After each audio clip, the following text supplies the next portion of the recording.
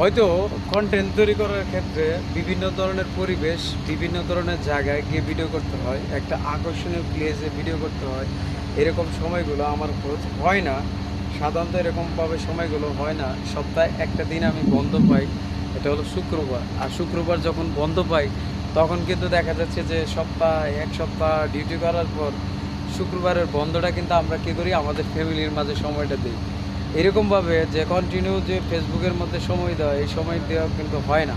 একটা জিনিস আমি মনে করি, মানে আমার যেটা ধারণা, আমি যেটা মনে করি, আমি যেহেতু একটা চাকরির মতো ফেসবুকে সময় দিতে পারছি না, তাই ফেসবুকও আমাকে কোনো কিছু দিচ্ছে না, আমাকে শুধু লাইসেন্সটা দিয়ে দিয়েছে।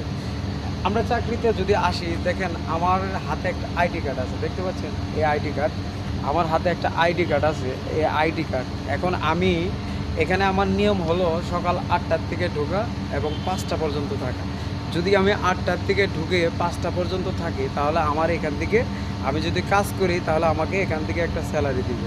ঠিক আমি যেটা মনে করি যে ফেসবুক আপনাদেরকে, আপনার একটা কন্টেন্টের মাধ্যমে, আপনার একটা ভিডিওর মাধ্যমে ফেসবুক আপনাদেরকে স্যালারি দিচ্ছে, ফেসবুক আপনাদেরকে টাকা দিচ্ছে। তাহলে অবশ্যই এখানে ডিউটিটা কেমন করতে হবে আপনারা অবশ্যই কল্পনা করে দেখেন। এখানে ডিউটি কেমন করে থাকতে হবে, এখানে কীরকমভাবে অ্যাক্টিভ থাকতে হবে, কীরকমভাবে কাজ করতে হবে, এখন আপনি চিন্তা করেন। এখন আপনি ঘুমে থেকে উঠলেন 10টায়, ঘুমে থেকে উঠে 10টায় একটা ভিডিও আপলোড করে দিয়ে আপনি আবার ঘুমিয়ে গেলেন। ঠিক এরকম করে করে করে করে ঘুমিয়ে গেলেন। আপনি কি কখনোই মানে চাকরিটা ঠিকমতো করতে পারছেন? আপনি যদি চাকরিটা ঠিকমতো চালাতে হয় তাহলে আপনাকে কী করতে হবে? আপনাকে নির্দিষ্ট টাইমে যেতে হবে, নির্দিষ্ট টাইমে গিয়ে কাজ করতে হবে। কাজ করার পর আবার নির্দিষ্ট টাইমে কিন্তু একটা বের হতে হবে। তারপর মাস শেষে কী হবে? আপনার একটা স্যালারি আপনি পাবেন।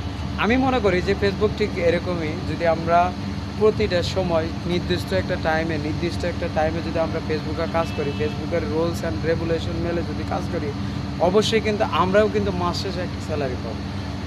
একটা জিনিস চিন্তা করেন, কোনো একটা একটা চিন্তা করেন, অনেক আমি চিন্তা করে পাই না যে আগে এক সময় কিন্তু আমরা কখনোই কল্পনা করতে পারি, আমি একটা ছবি পোস্ট করলাম, আমার ছবিতে টাকা আসলো। আপনি একটা ভিডিও আপলোড করলেন, আপনার ভিডিওতে টাকা আসলো। এটা কখনোই কল্পনা করছেন? কখনোই কি কল্পনা করছেন যে বর্তমানে ফেসবুক এমন একটা প্ল্যাটফর্ম, এমনভাবে আমাদের পাশে আছে, আমি বোঝাতে পারবো না যে কতটা আমাদের জন্য উপকারী।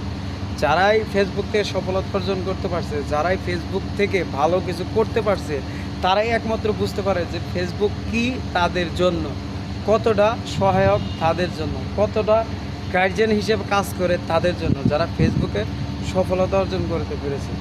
আমিও চাচ্ছি যে আমি আমার